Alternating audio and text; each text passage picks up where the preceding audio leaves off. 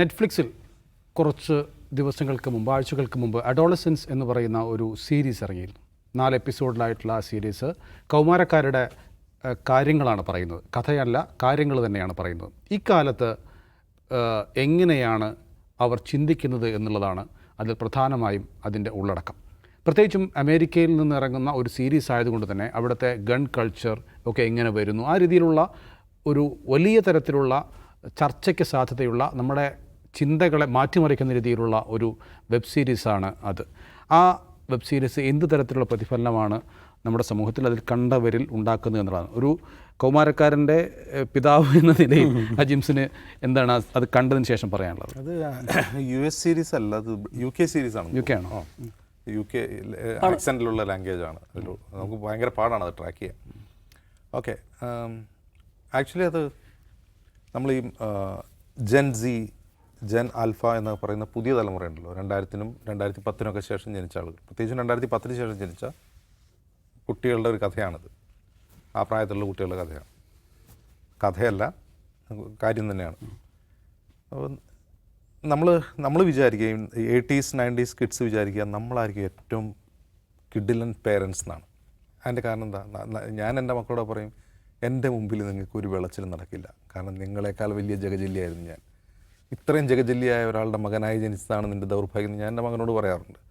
പക്ഷേ അതൊക്കെ വെറുതെയാണ് എന്ന് ഈ സീരീസ് കണ്ടപ്പോൾ എനിക്ക് തോന്നിപ്പോവാണ്. കാരണം നമ്മുടെ ജഗജല്ലിത്തരങ്ങളെയൊക്കെ അവർ തമാശയായിട്ടാണ് കാണുക. ചീള് കേസായിട്ടാണ് അവർ കാണുന്നത്. അതിനർത്ഥം അവരെന്തോ ഒരു മോശമായിട്ട് ചെയ്യുന്നു, മോശമായിട്ട് ചിന്തിക്കുന്നു എന്നുള്ള അർത്ഥമല്ല.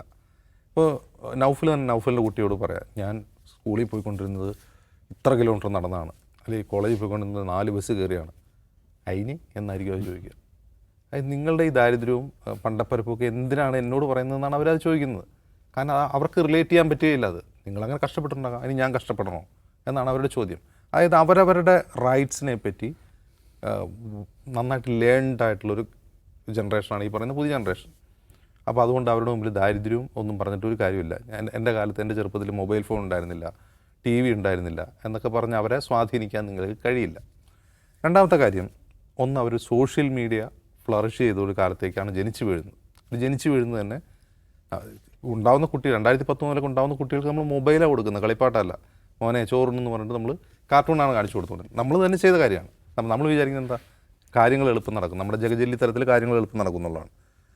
അപ്പോൾ മറ്റൊന്ന്, ഈ 80s 90s കിഡ്സിൻ്റെ ഒരു ഗുണം, കുട്ടികളുടെ സ്വകാര്യത, കുട്ടികളുടെ പേഴ്സണാലിറ്റി, അതിനെ റെസ്പെക്റ്റ് ചെയ്യാൻ നമ്മൾ ശ്രദ്ധിക്കുന്നുണ്ട്. ആ ശ്രദ്ധിക്കുമ്പോൾ നമ്മൾ മറന്നു പോകുന്ന കാര്യം, അവരെന്താണ് ചിന്തിക്കുന്നത്, അവരെന്താണ് കാണുന്നത്, അവരെന്താണ് വിചാരിക്കുന്നത്.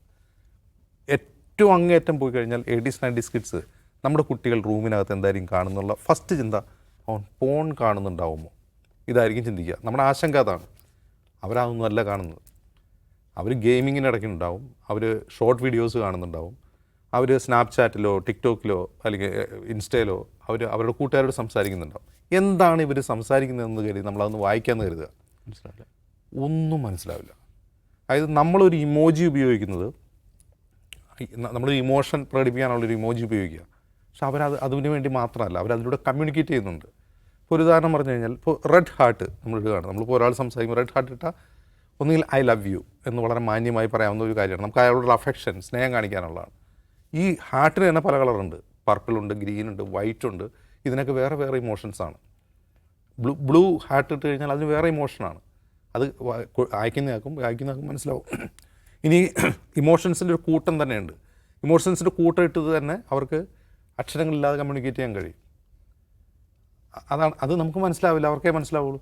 ഇനി അത് മാത്രമല്ല, അതിനൊരു യൂണിവേഴ്സലായിട്ടുള്ള അർത്ഥമൊന്നുമില്ല.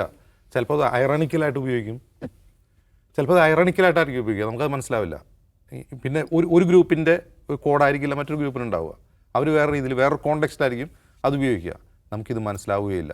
നമ്മൾ ഇത് കുറേ കുത്തും കോമയും കുറേ ഇമോജിയുണ്ട്, നമ്മളിത് തള്ളിക്കളയും. പക്ഷെ അതല്ല, അവർ വളരെ സീരിയസ് ആയിട്ട് സംസാരിക്കുകയാണ് ചില കാര്യങ്ങൾ എന്ന് നമുക്ക് മനസ്സിലാവുന്നില്ല. അപ്പോൾ ഈ ഒരു ഗ്യാപ്പ് ഈ 80s 90s കിഡ്സ് എന്ന പേരൻസിനും ഈ പറയുന്ന ആൽഫ അല്ലെങ്കിൽ ജെൻസി കുട്ടികൾക്കും ഇടയിലോ തീർച്ചയായിട്ടും ഉണ്ടായിട്ടുണ്ട്. അപ്പോൾ ഇതിനെന്തെങ്കിലും കുഴപ്പമുണ്ടോയെന്ന് ചോദിച്ചാൽ ഒരുപക്ഷെ പ്രത്യക്ഷത്തിൽ കുഴപ്പമൊന്നുമില്ല. കാരണം നമ്മുടെ പേരൻസും നമ്മൾ പറയുന്ന പല കാര്യങ്ങളും അവർ അറിഞ്ഞിട്ടുണ്ടായിരുന്നില്ല. നമ്മുടെ കോഡ് ഭാഷകൾ, നമ്മൾ കൂട്ടുകാരോട് സംസാരിക്കുമ്പോൾ അവർ മനസ്സിലാവാതിരിക്കാൻ വേണ്ടി നമ്മൾ ഉപയോഗിച്ചിരുന്ന കോഡ് ഭാഷകൾ അവർക്കും അറിയുന്നുണ്ടായിരുന്നില്ല. നമ്മൾ അവരെയും പറ്റിച്ചിട്ടുണ്ട്. എക്സ്കർഷൻ ബുക്ക് വാങ്ങണം എന്നൊക്കെ പറഞ്ഞ് നമ്മൾ കാശ് വാങ്ങിയിട്ടുണ്ട് ഇല്ലേ? അപ്പോൾ അതൊരു പ്രശ്നമാണെന്നല്ല ഞാൻ പറയുന്നത്. ആ പ്രശ്നം യഥാർത്ഥത്തിൽ വരുന്നത് പുതിയ സോഷ്യൽ മീഡിയ കാലത്ത് ഒരു പുതിയ സബ് കൾച്ചർ രൂപം കൊണ്ടിട്ടുണ്ട്. ആ സബ് കൾച്ചർ എന്താണെന്ന് വെച്ചാൽ, സ്ത്രീകൾക്ക് ഈ കാലത്ത് കൂടുതലായ അവകാശങ്ങൾ കിട്ടുന്നു. നിയമം അവരോടൊപ്പമാണ്, സൊസൈറ്റി അവരോടൊപ്പമാണ്. പുരുഷന്മാർ ഒപ്രസ് ചെയ്യപ്പെടുന്നു എന്നൊരു ചിന്ത പുതിയ തലമുറയിൽ വ്യാപകമായി പ്രചരിപ്പിക്കപ്പെടുന്നുണ്ട്. ഇപ്പോൾ ആൻഡ്രൂ ടിറ്റെ എന്ന് പറയുന്നിട്ടൊരു ഇൻഫ്ലുവൻസറുണ്ട്. അയാൾക്കെതിരെ കേസ് ഓർമ്മയുണ്ട് നോവലിന്. അപ്പോൾ അവർ പറയുന്നത് എന്താണ്, പുരുഷന്മാരുടെ അവകാശത്തിന് വേണ്ടി ആരും സംസാരിക്കുന്നുണ്ട്. ഇപ്പോൾ കേരളത്തിലൊക്കെ അതിൻ്റെ ഒരു ട്രെൻഡുണ്ട്. രാഹുൽ ഈശ്വർ മുതൽ കുറേ അധികം ആളുകൾ പുരുഷാവകാശ പ്രവർത്തകരായിട്ട് രംഗത്ത് വരുന്നുണ്ട്. അത് മാത്രവുമല്ല, മറ്റു ചില ഇൻസൽ എന്ന് പറയുന്ന വേറൊരു സബ് കൾച്ചറുണ്ട്. ഇൻസൽ എന്ന് വെച്ചാൽ ഇൻവോളണ്ടറി സെലിബസി എന്നാണ് അതിൻ്റെ അർത്ഥം. എന്ന് വെച്ചാൽ ലോകത്തെ 80% സ്ത്രീകൾ 20% പുരുഷന്മാരിലേക്കാണ് അട്രാക്റ്റഡ് ആവുന്നത്. പെണ്ണുങ്ങൾക്കെല്ലാം, സ്ത്രീകൾക്കെല്ലാം അട്രാക്ഷൻ തോന്നുന്നത് കേവലം 20% പുരുഷന്മാരാണ്. അവർ ജനറ്റിക്കലി അവർ ഹാൻഡ്സമാണ്, അവർക്ക് മുടിയുണ്ട്, നല്ല മസിലുണ്ട്, കാണാൻ സുന്ദരന്മാരാണ്, നല്ല കളറുണ്ട്, അവരിൽ പണമുണ്ടാവും. സ്ത്രീകളെ അട്രാക്റ്റ് ചെയ്യാനുള്ള സവിശേഷതകളെല്ലാമുള്ള ആ 20% ആണുങ്ങളിലേക്കാണ് 80% സ്ത്രീകളും അട്രാക്റ്റഡ് ആവുന്നത്. അതുകൊണ്ട് എന്താ സംഭവിക്കുക, ബാക്കി 80% വരുന്ന ആണുങ്ങൾക്ക് പെണ്ണ് കിട്ടുന്നില്ല. ഇതൊരു കോംപ്ലക്സ് ആയിട്ടുള്ള സിറ്റുവേഷനാണ്. പുതിയ തലമുറയിലെ ആൺകുട്ടികൾക്ക് പങ്കാളികളെ കണ്ടെത്താൻ കഴിയുന്നില്ല എന്നൊരു സിറ്റുവേഷനുണ്ട്. അതിന് ഇപ്പോൾ കേരളത്തിൻ്റെ പശ്ചാത്തലത്തിൽ അതിന് പല കാരണങ്ങളുണ്ട്. ഒന്ന്, സ്ത്രീകൾ കുറേ കൂടി വോക്കാവുന്നു. അവർ ജോലി ചെയ്യാൻ, ഓവർ മാരേജ് ജോലിക്ക് അവർ പ്രാധാന്യം കൊടുക്കുന്നു. അതുകൊണ്ട് അവർ കല്യാണം വൈകിപ്പിക്കുന്നു, കല്യാണമേ കഴിക്കാതിരിക്കുന്നു. അങ്ങനെ പല പ്രശ്നങ്ങളാൽ പെണ്ണ് കിട്ടാണ്ടിരിക്കുന്ന ഒരു പ്രശ്നമുണ്ട്. പക്ഷേ ഈ ഇൻസൽ സബ് കൾച്ചർ അതിനെ വ്യാഖ്യാനിക്കുന്നത് എന്താണെന്ന് വെച്ചാൽ, അവർക്ക് വേറെയും ചില ക്ലാസിഫിക്കേഷൻസ് ഉണ്ട് ആണുങ്ങളെ പറ്റി. ആൽഫ മെയിൽ, സിഗ്മ മെയിൽ എന്നൊക്കെ പറഞ്ഞിട്ട് ക്ലാസിഫൈ ചെയ്യുകയാണ്. ആൽഫ മെയിൽ എന്ന് പറഞ്ഞാൽ ഭയങ്കര അട്രാക്റ്റീവായിട്ടുള്ള സ്ത്രീകളെ ആകർഷിക്കാൻ കഴിയുന്ന പുരുഷന്മാർ. സിഗ്മ മെയിൽ ഒറ്റയ്ക്ക് നടക്കുന്ന, എന്നാൽ ഈ മാതിരി അലമ്പിനൊന്നും പോകാത്ത ആളുകൾ, ബട്ട് ഹീസ് അട്രാക്റ്റീവ്. മറ്റ് ആളുകൾ എന്താണ്, സ്ത്രീകളെ ആകർഷിക്കാൻ കഴിയാത്ത ആളുകൾ, ഒട്ടും ആകർഷിക്കാൻ കഴിയാത്തില്ലാത്ത ആളുകൾ. വേറെ ഒരുപാട് വാക്കുകളുണ്ട്. ആ വാക്കുകളൊക്കെ വെച്ചിട്ട് ആളുകളിങ്ങനെ ക്ലാസിഫൈ ചെയ്യുകയാണ്. അപ്പോൾ ഈ തലമുറ, ഞാൻ പറഞ്ഞു വരുന്നത് ഈ 2010 ശേഷമൊക്കെ ജനിച്ച തലമുറ ഈ വാക്കുകളൊക്കെ, ഈ ടെർമിനോളജിയൊക്കെ ധാരാളമായി ഉപയോഗിക്കുന്നുണ്ട് അവരുടെ സംഭാഷണങ്ങളിൽ. നമ്മളത് വായിച്ചെന്താണ്, നമുക്ക് അവരെന്താണ് പറയുന്നത് മനസ്സിലാവില്ല. ഇതിനർത്ഥം ഈ ഐഡിയോളജി ഉണ്ടല്ലോ, അതായത് പുരുഷന്മാർ ഒപ്രസ് ചെയ്യപ്പെടുന്നു, സ്ത്രീകൾക്ക് കൂടുതൽ അവകാശങ്ങൾ കിട്ടുന്നു, ഈ ഒരു ഐഡിയോളജി ഈ പുതിയ തലമുറ സ്വീകരിക്കുന്നതിന് നിർബന്ധമായ അർത്ഥമില്ല. ഇവർ ടെർമിനോളജി ധാരാളമായി ഉപയോഗിക്കുകയാണ് എന്നുള്ളതാണ്. ഈ ടെർമിനോളജി ധാരാളമായി ഉപയോഗിക്കുമ്പോൾ ഈ സ്ത്രീകളൊക്കെ ഭയങ്കര അവകാശങ്ങൾ കൂടുതലാണ്, അതുകൊണ്ട് ഞങ്ങൾ സ്ത്രീകളെ അപമാനിച്ച് കളയാം എന്നൊക്കെ ഈ പുതിയ കുട്ടികൾ തീരുമാനിക്കുന്നതിന് അർത്ഥമില്ല. പക്ഷേ ഇതിങ്ങനെ ഇൻഫിൽട്രേറ്റ് ചെയ്യപ്പെടുന്നുള്ളതാണ്. നമ്മളൊരു ടെർമിനോളജി നിരന്തരം ഉപയോഗിക്കുകയാണെന്നിരിക്കട്ടെ, ഒഫൻസീവായിട്ടുള്ള ഒരു ടെർമിനോളജി നമ്മുടെ നിത്യജീവിതത്തിൽ നിരന്തരം ഉപയോഗിക്കുമ്പോൾ ഈ ഐഡിയോളജി അരിച്ചരിച്ച് അവരുടെ മനസ്സിലേക്ക് ഇറങ്ങുന്നുണ്ട്. അതാണ് യഥാർത്ഥത്തിൽ ഈ അഡോളസൻസ് എന്ന് പറഞ്ഞ സീരീസിൻ്റെ പ്രമേയം. അത് സ്പോയിലർ ആയതുകൊണ്ട് ഞാൻ ഇതിനെപ്പറ്റി പറയുന്നില്ല എന്നേ ഉള്ളൂ. അപ്പോൾ ഇതിങ്ങനെ വന്നു കഴിഞ്ഞാൽ എന്താണ് സംഭവിക്കുക എന്ന് വെച്ചാൽ, ഇപ്പോൾ 2021 അമേരിക്ക ഈ തീവ്രവാദ ആക്രമണങ്ങൾ ഉണ്ടാകാൻ സാധ്യതയുള്ള ഐഡിയോളജികളുടെ കൂട്ടത്തിൽ ഇൻസൽ ഐഡിയോളജിയെ ഉൾപ്പെടുത്തിയിട്ടുണ്ട്. അതിന് സമാനമായ സംഭവങ്ങൾ ഉണ്ടായിട്ടുണ്ട്. കാനഡയിലെ ടൊറൻറ്റോയിൽ 2018 ഒരു മസാജ് പാർലർ ആക്രമണം, അത് ഭീകരാക്രമണമായിരുന്നു. നടത്തിയത് പ്രായപൂർത്തിയാകാത്ത ഒരു ചെറുപ്പക്കാരനാണ്, 18 വയസ്സിൽ താഴെയുള്ള ചെറുപ്പക്കാരനാണ്. അത് ഒരു ഇൻസൽ സബ് കൾച്ചറിൽ നിന്ന് സ്ത്രീവിരുദ്ധത മൂത്ത് റാഡിക്കലൈസ് ചെയ്യപ്പെട്ട ഒരു യുവാവ് ചെയ്ത കാര്യമാണ്. അപ്പോൾ നമ്മൾ നമ്മുടെ സൊസൈറ്റിയിൽ തന്നെ ഈ പ്രായത്തിലുള്ള കുട്ടികളായിട്ട് സംസാരിക്കും. ഞാൻ ഈ പ്രായത്തിലുള്ള കുട്ടികളുടെ കമ്മ്യൂണിക്കേഷൻ ഞാൻ കൂടുതലായി കണ്ടുള്ളത് ഇൻസ്റ്റയിലും ഫേസ്ബുക്കിലുമാണ്. ഇൻസ്റ്റയിൽ നമ്മൾ അത് തേടിപ്പോയാൽ, എൻ്റെ ഫീഡിലേക്ക് അത് കൂടുതൽ വരാറില്ല, നമ്മൾ തേടിപ്പോയാൽ കണ്ടെത്താൻ കഴിയും. അതുപോലെ ഗെയിമിംഗ് വീഡിയോസിന് അടിയിൽ നടക്കുന്ന കമൻറ്റുകളിൽ, ഫേസ്ബുക്കിലെ ചില ഗ്രൂപ്പുകളിൽ ഈ ഒരു ഇൻസൽ സബ് കൾച്ചർ അതിഭയങ്കരമായ വിധം കേരളത്തിലുണ്ടെന്ന് തെളിയിക്കുന്ന ഒന്നാണ്. സ്ത്രീകളെ കിട്ടുന്നില്ല, അല്ലെങ്കിൽ ഞാൻ സുന്ദരനല്ല, എനിക്ക് സ്ത്രീകളെ അട്രാക്റ്റ് ചെയ്യാൻ കഴിയുന്നില്ല, സ്ത്രീകൾക്ക് കൂടുതൽ റൈറ്റ്സ് കിട്ടുന്നു, അവരെ എല്ലാവരും പൊക്കിപ്പിടിക്കുന്നു, സുന്ദരന്മാർക്ക് ഈ ലോകത്ത് ജീവിക്കാൻ കഴിയൂ. ഇതുണ്ടാക്കുന്ന മാനസികാഘാതം, പുതിയ തലമുറ ഉണ്ടാക്കുന്ന മാനസികാഘാതം ചെറുതല്ല.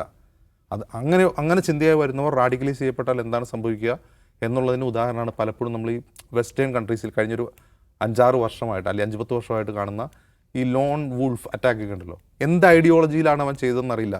കുറേ പെൺകുട്ടികൾ ഒരുത്തൻ ഒരു എന്താണ് ആഫ്രിക്കയിൽ നിന്ന് മൈഗ്രേറ്റ് ചെയ്ത ഒരു ചെറുപ്പക്കാരൻ കുത്തിക്കൊന്നൊരു സംഭവം ഉണ്ടല്ലോ.